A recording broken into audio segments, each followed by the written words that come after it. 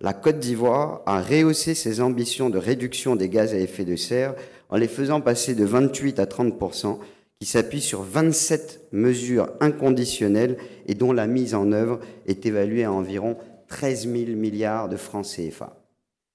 C'est dans ce cadre, mesdames, messieurs, que intervient la deuxième édition de Cap Green qui vise à catalyser l'engagement du secteur privé et à attirer les investissements dans le financement climatique en Afrique. L'événement qui nous réunit ce matin traduit l'engagement du patronat ivoirien à contribuer activement à la transformation de l'écosystème de la transition écologique en Côte d'Ivoire et revêt pour nous une importance particulière. Ainsi, parmi les sujets au programme, figurent des sujets tels que les biocarburants, les obligations vertes, la capture de CO2 et de méthane, les villes durables, la biodiversité et l'article 6 de l'accord de Paris.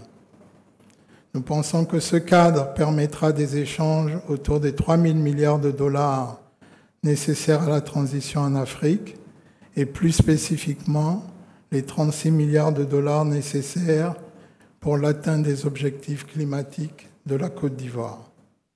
Le secteur privé joue un rôle absolument central dans la mobilisation des financements pour la mise en œuvre des CDN. Cap Green est une étape importante dans ce chemin collectif.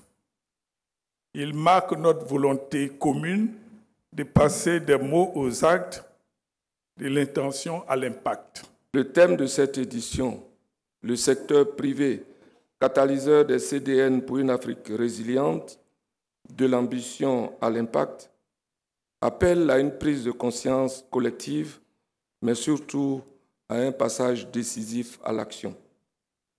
Car le changement climatique n'est plus une menace lointaine. Il est un risque immédiat, tangible et structurel. C'est pourquoi la Côte d'Ivoire, dans le cadre de sa nouvelle ambition climatique, engage résolument le secteur privé au cœur de l'élaboration de ses contributions déterminées au niveau national de la troisième génération. Cette nouvelle génération de CDN ne se limitera pas à une déclaration de principe. Elle traduira une dynamique concertée, multisectorielle et surtout inclusive, où les solutions portées par le secteur privé seront valorisées et intégrées comme levier majeur de transformation.